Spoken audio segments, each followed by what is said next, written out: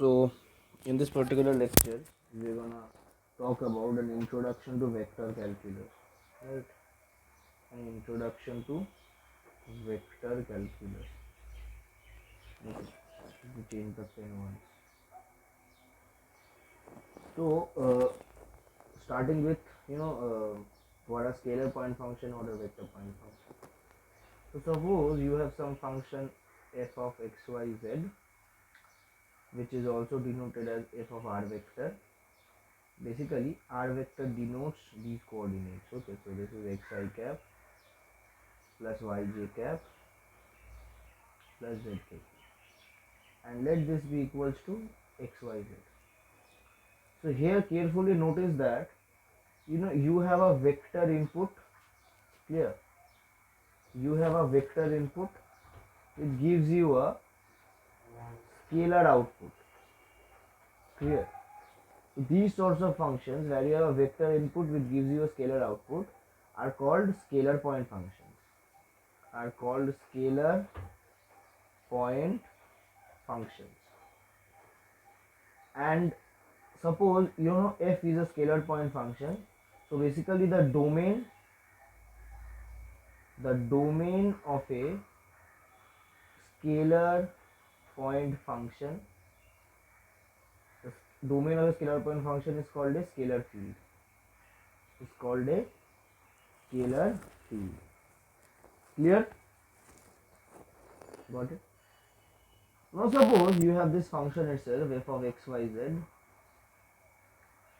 okay, which is also denoted as f of r vector, where your r vector equals to xi cap plus yj cap plus zk cap, and this vector actually equals, say, xyz I cap, okay, plus say xy j cap.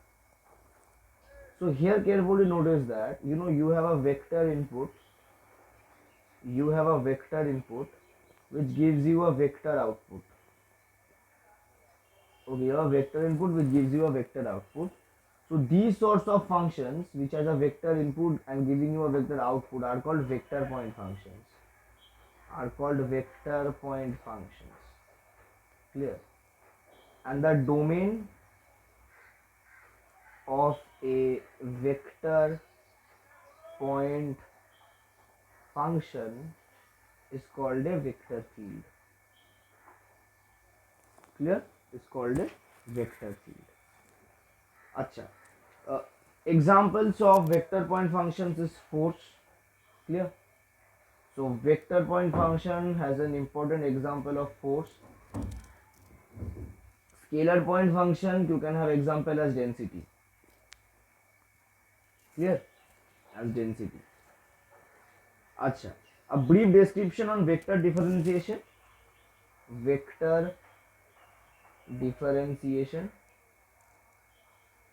So suppose you have some ft, which is a vector, a vector function, vector point function.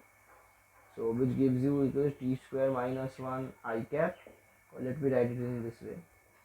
Suppose this is equals to alpha t I cap plus beta t j cap plus gamma t k cap. So your differentiation of this with respect to t is actually equals to d alpha over dt I cap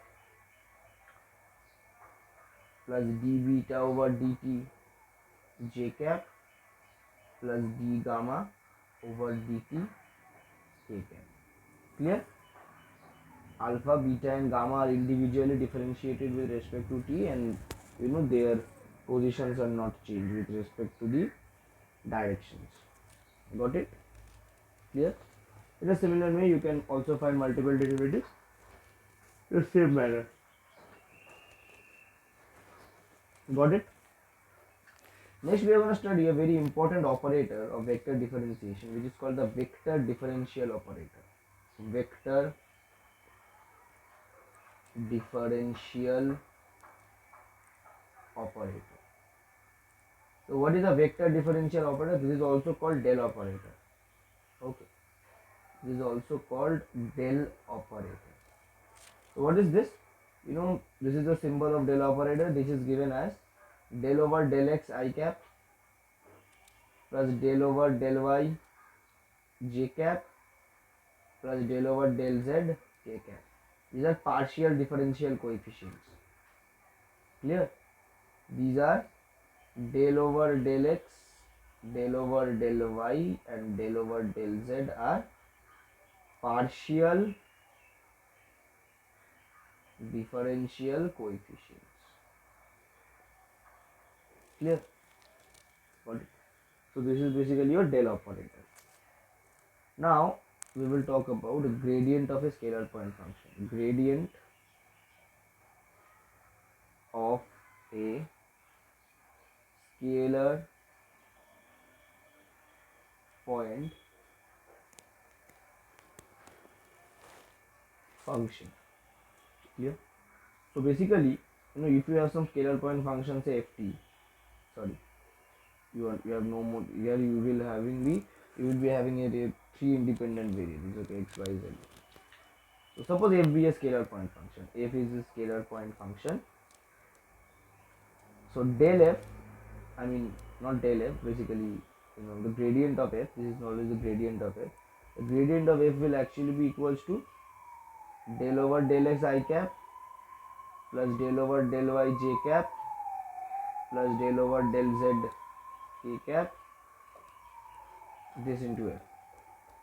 So this is actually equals to the gradient of f is equals to del f over del x I cap plus del f over del y j cap plus del f over del z k cap. This is your gradient of a scalar point function. Now what is the importance or significance of this gradient of a scalar point function? The significance is that gradient of a scalar point function represents a normal vector to the surface of f. Clear?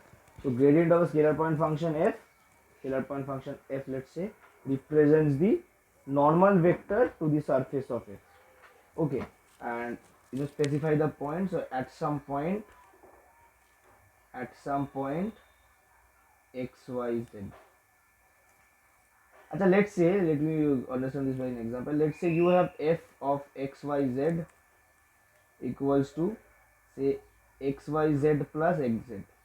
Okay, so your gradient of f becomes, so partial differentiation this with respect to x will give you y, z plus z I cap plus you have here x, z j cap plus you have here x, y plus x k cap. Clear?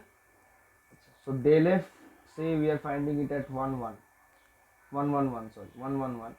So this becomes 2 I cap plus j cap plus 2 k cap. So this is basically the normal vector to this function or surface of this function f of x, y, z at the point 1 1 1. Now clear? Got it? Okay. Now we will be talking about directional derivative. Clear? Directional derivative.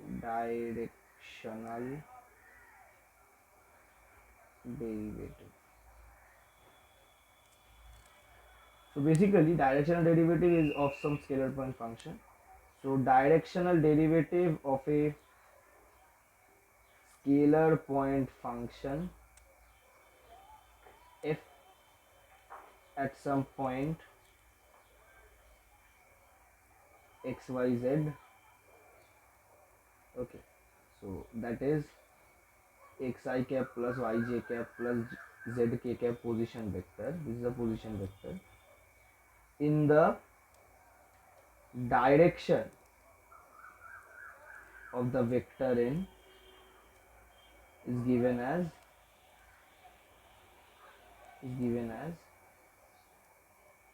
gradient of f at xyz times n vector over the mod of n vector. Clear?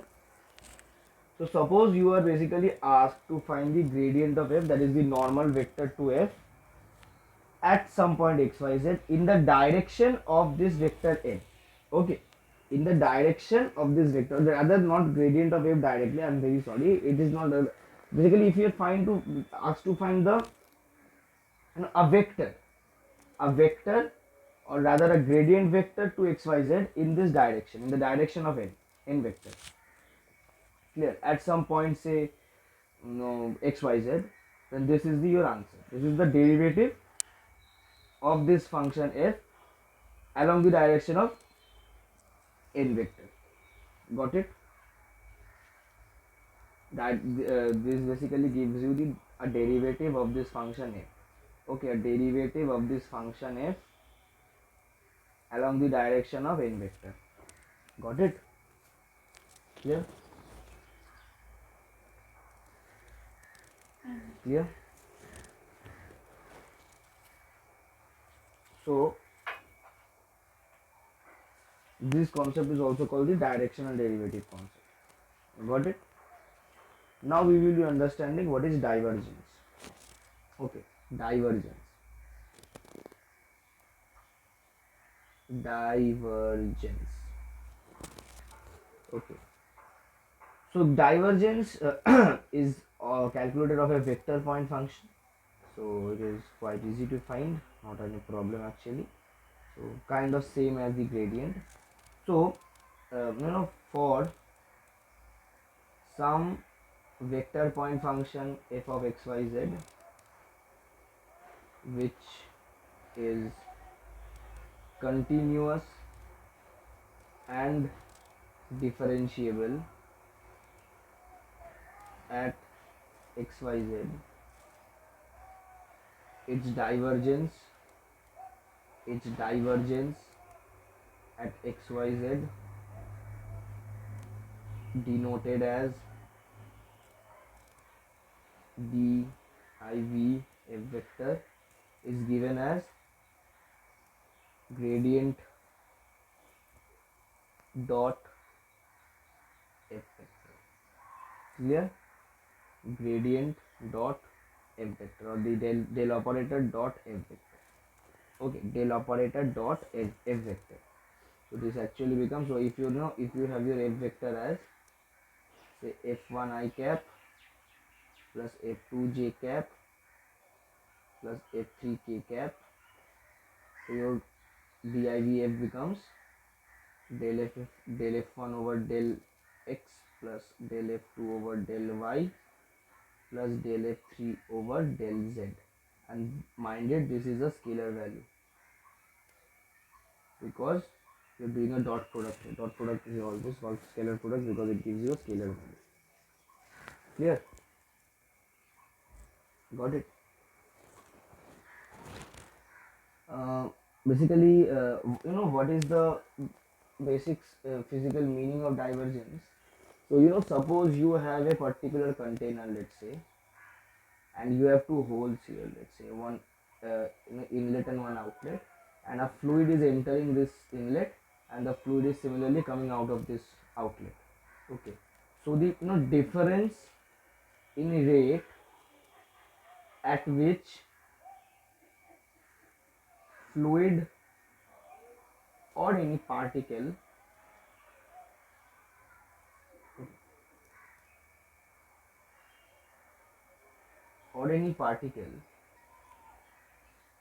originating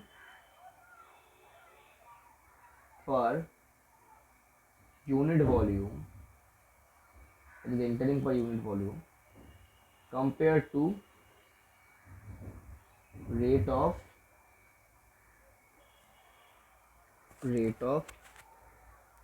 leaving. Clear? So the rate in which it comes out from this outlet and it enters in it, the difference is given as divergence. You can also define this as divergence is basically the rate at which a fluid or particle originates. But this much will also do. Okay, rate at which fluid or particle originates per unit volume will also give you the definition of actually divergence. Next we have something called the solenoidal vector. Solenoidal vector. What is a solenoidal vector? Basically, if the divergence of this vector point function is 0, then f is called a solenoidal vector. Clear? That is, its partial differentiation with respect to x, y and z, and their individual addition will actually give you 0. Got it? Got it? So in this case what happens is that rate at which fluid enters equals rate at which fluid comes out. Okay. See, we define divergence as a difference in rate at which fluid or particle originates per unit volume compared to rate of leaving. Originates per unit volume in the sense originates inside this particular medium, not originates as originating itself. Originates in this particular medium, or you can also call it that entering this particular medium. Suppose this fluid band will enter this particular medium, it seems to be originating in this medium in this way, right? That originating is, basically, spoken of here. Okay. Now if the divergence becomes 0, so this difference becomes 0. If difference becomes 0, that means the rate of originating per unit volume becomes equal to the rate of leaving. That is only what is said here. Got it? Next we talk about concept of curl. Concept of curl. Divergence and curl are very important for engineering mathematics. Got it?